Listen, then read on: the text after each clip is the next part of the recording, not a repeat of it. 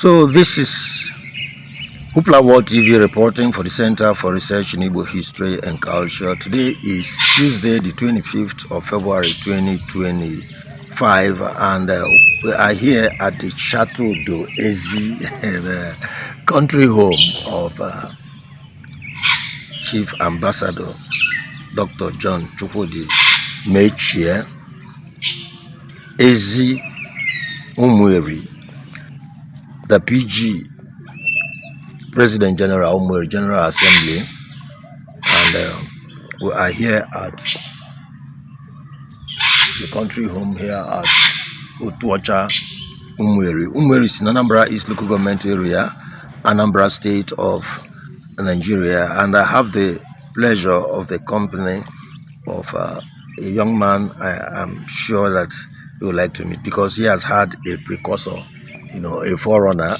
Miles was with us some time ago like this, and just looking at his face, I think you'll be able to tell the link. Miles was with us, like I said, some time ago, and we had this chat about Umueri and about profitable, which has been a source of inspiration. That path time and time again because it's comfortable. So what we did with Miles that time was so nice, and from time to time we have repeated it, and it has always blessed our people. So you are welcome. Thank you. You are welcome to Umueri. So please, can you give us the pleasure of meeting you? Tell us your name and tell us all those nice things you would like us to know about you. or are you going to tell us some of the bad things also? We'll see. To give people a well-rounded idea of who I am, I got to tell the good and the bad, right? So let them decide. So the good, the bad, and the ugly also. Maybe a little bit. A little bad, a little bit of the ugly also. But there's something we need to do. You see, this is for the consumption of our people, the motivation of our people. So how are we going to get across this language barrier? I can see an obvious and a very real language barrier. Your accent, your intonation. How do you think our people are going to cope with that? If you want, I could speak, I could sprinkle pidgin in, so... So God is going to help us. God is going to help us. Thank you very much. So, we'd like to meet you. Tell us your name and just give us the pleasure of meeting you. Okay. So, my name is Nnamdi Metchie, but in Canada, I go by Royce Metchie. I was born here in Nigeria. I was born in Lagos, in Lakey area. So I'm no stranger to Nigeria. I was born here. I got to spend a lot of time growing up with my grandparents, with Ezi and Ma here in the village. But I did leave. I left Nigeria and I went abroad to Canada to study. But now I'm back, and now it's time, I find, for me to reconnect with where I'm from, to be able to put my feet back on my home soil, come back to the motherland. In the time that I was gone, I've come to learn a lot. But one thing which I think brings us back here in this moment is, though I've learned a lot about the world, I find that I've lost a little bit of who I am, in a sense. And I think it's important when carrying on in the world to know where you're from in order to know where you are going, right? And so that's one of the main reasons why I'm back here, to be able to reconnect and know who I am and where I'm from again. Because though I spent time while I was young, Nigeria has changed a lot since that time, and changed for the better.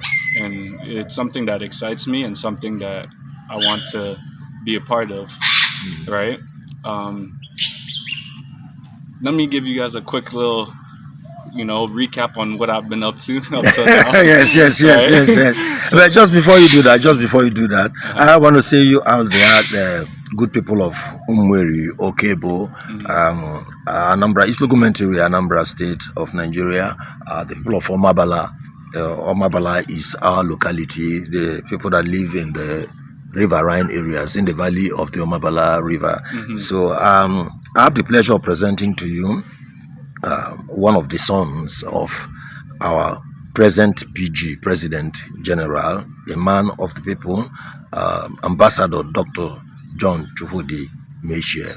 You met his elder brother, Miles, about 2 years ago when he was here, and we had this interview, we had this chat together.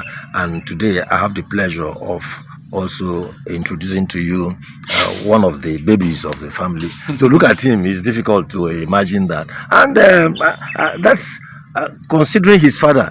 If his father were to sit by him now, you you hardly see the difference in age. Yeah. So really, to say that you are one of the youngest of the family is, you get a CV, as we as we say. But God is good. God is gracious to us. So Miles, you are welcome. Dịka anyị na-ekwu ndị be anyị, onye mụ na ya nọ n'ụtụtụ a taa bụ Tuesday, mbọsị nke iri na abụọ n'ọnwa February 2025, bụ nwa nwanne anyị nwoke bụ PG anyị bụ Dr. Ambassador John Metchie, Johnny Metchie ka anyị jiwa amalia ọnwụ ya ka nọ ka anyị jiwede onye nke a dịka ọkụ ji wekwu afọ ya bụ Nnamdi so na ndị ọdụdụ na mmụọ Johnny.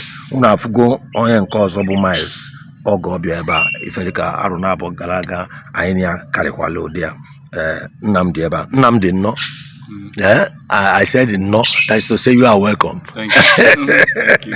You are welcome. So now, Nnamdi, you are going to tell us about your life outside. You were born here. Yeah. You were born in Lagos, and then you also were here. You grew up here in Umueri, as I understand, Yes. and you had the pleasure of living with your grandparents and things like that. Then you went out again to study, and I know while you were studying, you got into a number of things. You are done with your studies, okay, and probably got into one or two things. So would you be so kind as to let us into what you have been up to these years?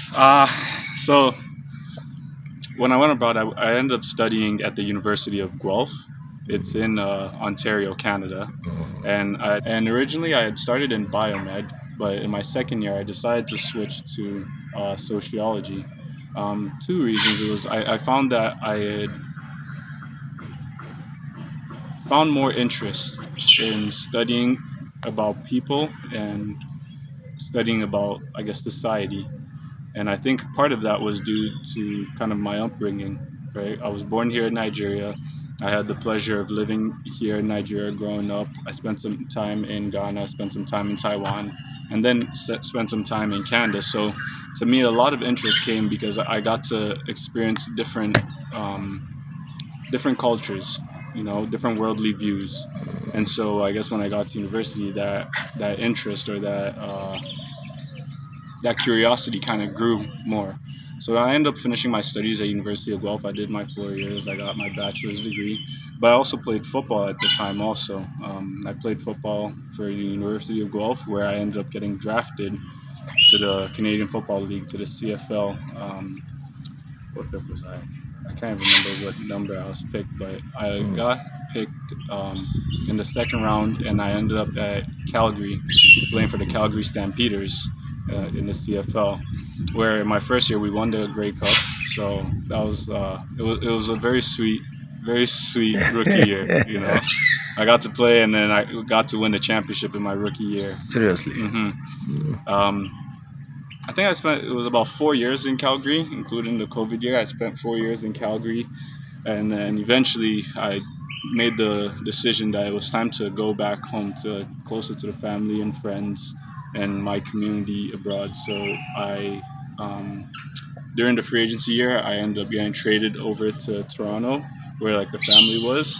And in Toronto, I spent 3 years, where 2022 was my first year in Toronto, and by the grace of God, we won another championship in 2022.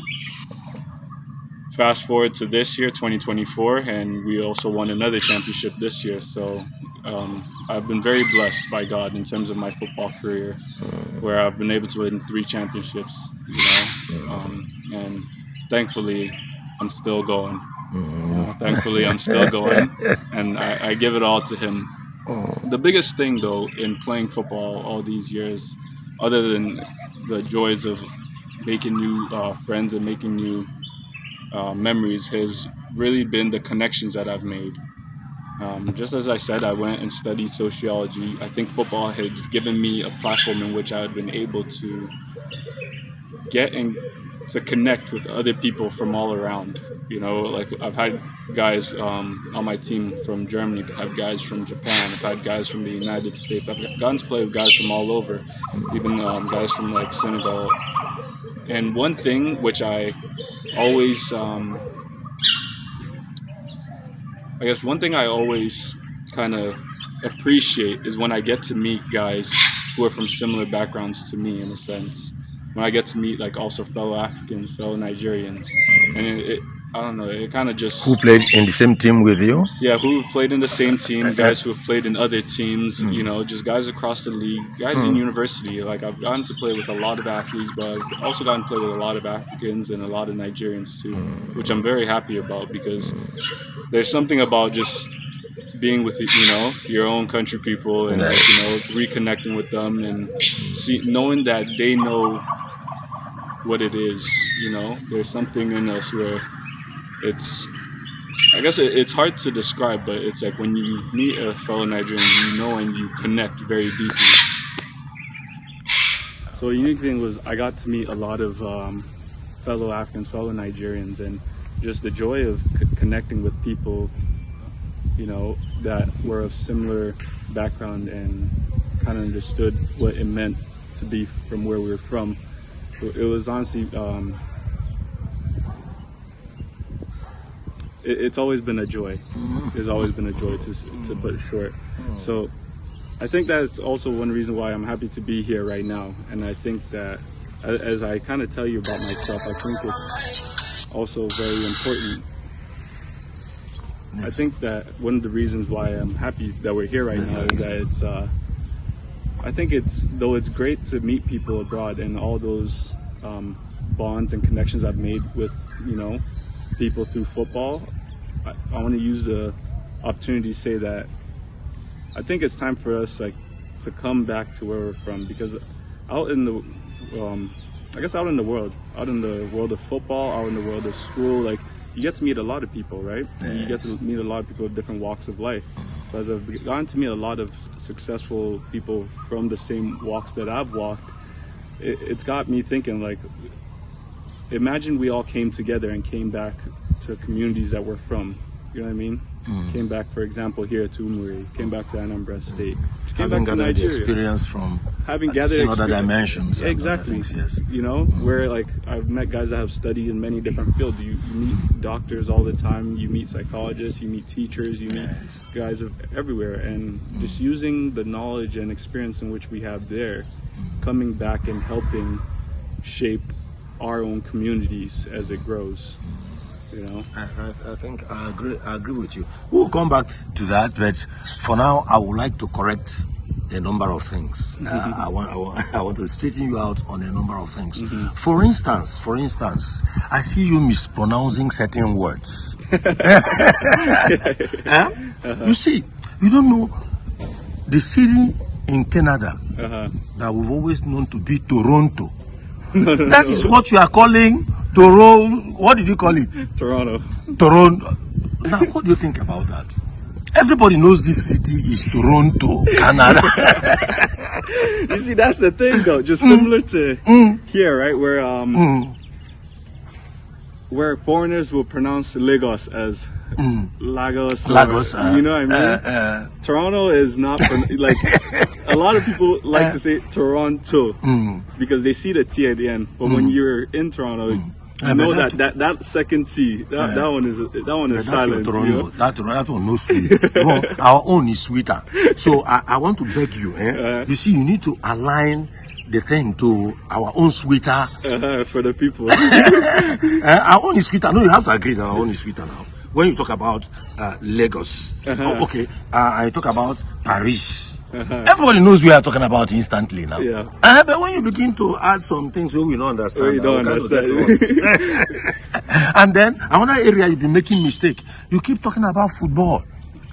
That thing where they play in football, talk to Nnamdi. That Talk is to football. that football. How is that in football? American football. American football. See, the one we know as football, that one over there is known as soccer. So soccer over there. And you see, soccer they different. Soccer is when you use the front of your boot and you suck the thing like this and the ball goes. I was thinking about soccer, soccer. You understand? When you play that, they tell you about soccer, soccer, and that is why the thing is not working. So you don't soccer it like that. No, you go there and you say you are playing soccer. Now, does it make sense? It doesn't make sense. Okay, so that one take hand, carry it through. You know, before when they commit so, that one carry hand, take hand, carry the ball through like that. You know, before. Foul now. No, not referee no work. Even if you no work, like they give a red card. So can you tell us now, how did you get into this? How did you get into this game of football? The game, like I said, like I know, it's not a game for sissies. It's not a game for faint-hearted people. You know. So how did you get into it? How did you come to flourish in such a game, such a sport? Funny enough, the game. A lot of people say that the game came naturally to us, like my brothers and I. They say it came naturally to us. Your brother plays also, yes. I know the two of you. Yes. In fact, all four of us played, and it started with Miles. Miles was the first one that played, and that's how it started. But my story goes a little bit further back. In Ghana, I used to have a friend. His name was Denzel Menkwa. He was a half Ghanaian, half Japanese friend of mine, right? And at that time, his grandparents, who used to live in Japan, they used to send him books, comic books. They would send books. Like once in a while, they'll ship some books down to him. And one of them, I believe, was a comic book. It was a manga. It was a football comic book, a Japanese football comic book, right? And so that was originally my first experience with the game. I remember we used to, like, you know, just in excitement, we would wait for whatever new comic his grandparents would send. And finally, they sent this one, and it was called Ice Shield 21, right? And so when we got it, we started reading, and we're like, wow, what is this sport? We've never seen it. We know basketball, we know football, but this one, they're calling football. We don't know what it is. Either way, just like being kids, we're always excited. We were always like, we had so much energy, right? So we would always like try to copy the things we saw, but we never really knew the rules. We never understood. Fast forward to when my brothers and I went to Canada, right? And Miles was starting high school, and I believe that's where he started playing football first. One of his teachers that approached him and said, hey, like, you're a very big kid, you know, you're very athletic, we want you to come out and play this game. And so, you know, he went and tried out for the team, made the team.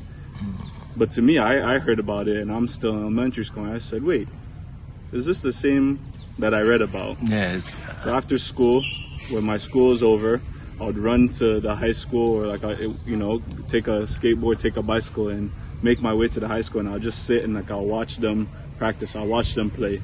And it was just like, wow, okay, I will start to understand the game more and more. And eventually, when the time came for me to play, it was, okay, Bam, let me go and start. You know, I've gathered all the information I need. Let me go. But the other side of it, which a lot of people didn't know, was, I guess another reason I flourished, especially in the position I am on defense, was, I think truthfully there was anger inside my heart. You know, there was anger in which I didn't know how to channel. There was a lot of emotions which I didn't know how to control, and I didn't know exactly how to express. And so football was a sport where I was able to utilize my athleticism. I was able to utilize, I guess, my knowledge, just use my brain. But I was also able to express frustration in a controlled environment. In a controlled environment. You know, where I can hit someone, but I get praised to hit someone.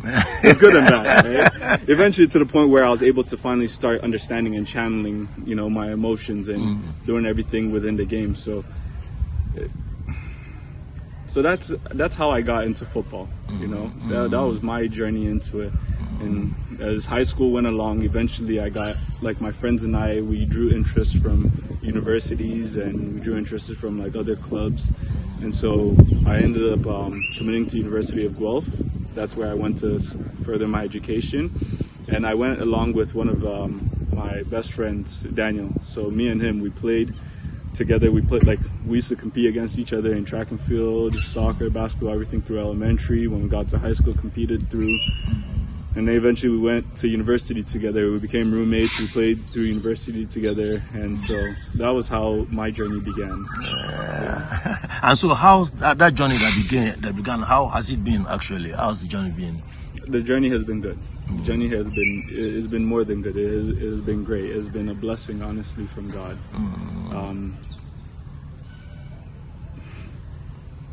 It was one filled with a lot of trials, you know, and trials which I'm very grateful for. In my time in university, I never was one of the players that received, I guess, like the awards and recognitions. Okay. You know, and I'd always thought to myself, like, I know I'm a good player, you know, and I know I should be one to have been recognized as one. And though I wasn't, I think it just fueled my fire more. To the point that, you know, in the Bible, they always talk about the Bible teaches us a lot of things. And one thing I learned very young, growing up here, and especially growing up, you know, in the church with my grandparents, was the teaching kind of a Nigerian household. There are other things that supersede sports, right? Education, faith, respect, those things. There are many different things that supersede sports. Yes. So there's also a lot of pressures because of those things, where like our parents always push us to always excel, especially academically. We all know the stories of how, you know, our parents were always the top of their class. You know, every African, even if they weren't, they were top of their class to this day. So until one day you are cleaning house and you happen to see an old document, and even for that there will be an explanation. It was just one time this teacher came and failed them for some reason. They'll give you explanation. But yeah, you know, like there's many, I guess, pressures, and so. When it came to sports, I do believe that they did face the same success, because that was an area where, outside of what your parents, you know, had taught you, outside of what your community had, you know, taught you, that was a place where individuals were able to thrive, you know. So I think yes, to answer your question, yes, indeed. So just one thing more about that before we leave that. What would you say were the greatest challenges? I mean, the toughest game you had, the greatest, the lowest moment in your experience in sport?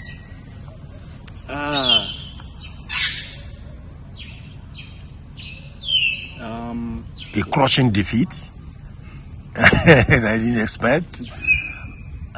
Coach's attitude or attitude of other players? I've had my fair share of all of them. When I was getting recruited to university, actually, there was one coach which I remember. He told me that my temperament and my attitude would be the reason that I would never get recruited to play in the next level, whether it be university or further my career, you know, afterwards. And to me, at the moment, it was a dagger, you know. It was like a dagger in my back, because it was like I'm thinking, like, you know, why would a coach, or why would a teacher, you know, even if he does think that, you know, say that to someone, because in a way it's demoralizing, you know. Yes, of course. And so rather than holding on to it in a negative way, like as a grudge, I took it almost as another piece of fuel, another piece of firewood, you know, that I threw into the fire and say, I'll prove him wrong, you know. And I think I have at this point. I think I've proved him wrong. So that was one. Another was it my third or fourth year in Calgary, right before I got traded to Toronto. I ended up tearing one of my muscles in my bicep, and it was, I think it was halfway through the season. We're just about halfway, week 8 or so, and we were playing in Hamilton, which is not far from home. So, you know, everyone had come to see the game because they didn't get to see many since I was out west. Yes. And that one really, that one, I guess, It was a tough one. that one was tough to swallow because I think Well, I was, you expected it was your opportunity for your people to see you. yeah, in and your not best just that. moments At and that things. time, I was having a pretty good season so far, and so that was one of the seasons where I feel like I was on track to being like an all-star and everything, right? So that one was tough because for the rest of the season, I was faced with a new challenge of not just rehab, but how do I continue to help my peers? How do I continue to grow? How do I continue to be present in using the time that I have? And so I think that was another lesson, another opportunity for a lesson where I got to learn the game a little more. You know, I got to watch from the sideline more than I wanted to. I got to learn how to understand, like, even just my teammates. Yes. Seeing the game from their perspective, Yes. in a sense. Yes. Seeing how I could use what I knew to help them succeed. As much as I wanted to play and as much as like I knew I was able to play, but it was just because one muscle in my bicep was torn. Because physically I felt fine. Like I could still run and everything, but you know, medically the doctor had advised that arm would not, you know, unless I got surgery right away, the arm would not have the strength to help me finish the season, or else I would face I guess the consequences when I was done. You know, and I guess that's another lesson of delayed gratification, or you know, where the trials now, you know, they may not be clear now, but down the line you'll understand why you face that. And I think that was why, because it gave me the sense of being able to understand the game from a different perspective. It gave me the chance to connect with my teammates and help them, you know, outside of football. It gave me a chance to fortify myself more mentally in being, you know, present and not just kind of checking out and saying, okay, well, my season's done, time for me to go do something else, right? So that was one of the harder challenges I faced. And even my second year in Toronto, not this previous year, the year before, we were having one of the best seasons, I think, in Toronto, like in the history of the Argonauts. We went 16-2. We almost went undefeated that year. Left, right, center, everywhere. We had guys breaking many different records. We make it to the playoffs, and then in our conference playoffs, a game in which everyone thinks we're going to win because of just like the momentum we're carrying, we ended up losing to Montreal. Oh, that one. That one. And what happened? We lost. Yeah. We lost a game, like, Against the trend. yeah, Against the momentum. against everything, and it hurt a lot because of how much that team had overcome that year, how much we had done together, how much, you know, everyone had really bought in all the way right to the end. We were one game away from making it to the, you know, to the big show. And for us to not be able to make it, it was really crushing, especially because after that, a lot of guys, and like, you know, in professional sports, there's always movement. And after that, there, you know, the team was not the same as it was. And that defeat was so hurtful, but I think it was what helped us fuel us to know that we had unfinished business, you know, kind of fueled us for this past year, where when we got there again, and the same people, you know, the same Montreal in which we lost to, this time we were in their house, and I gave them a good, you know? So the loss, they lost the previous year served as a fuel. It's a fuel. Okay, that's beautiful.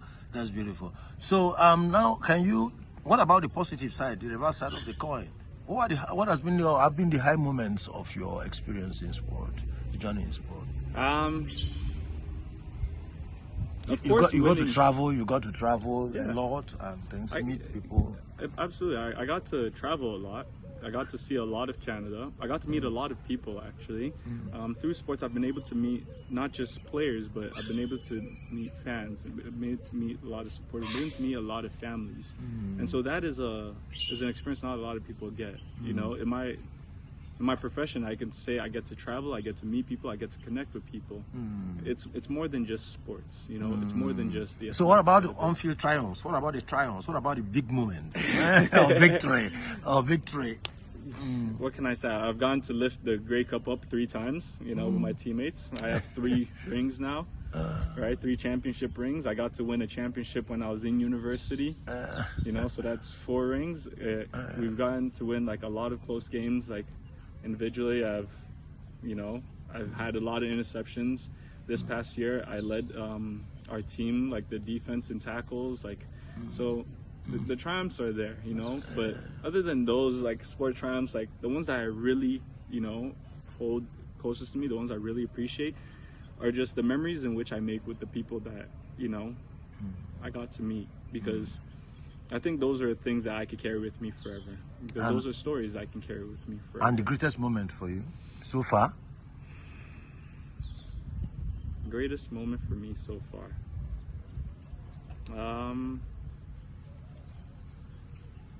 Wow. I would say.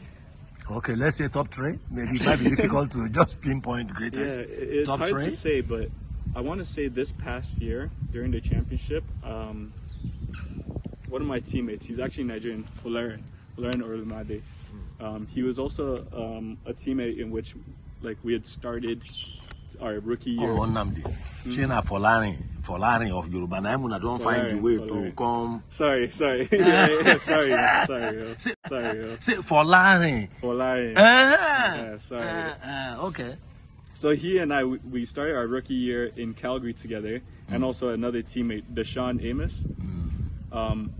So the 3 of us, Flo wears 7, Deshaun wears 8, me I wear 9. Okay. So 7, 8, 9. So one of the serious moments for me was during the championship game, where as the game was going on, I took a step back and I looked around and I was thinking to myself, because I had the conversation with them where it was like,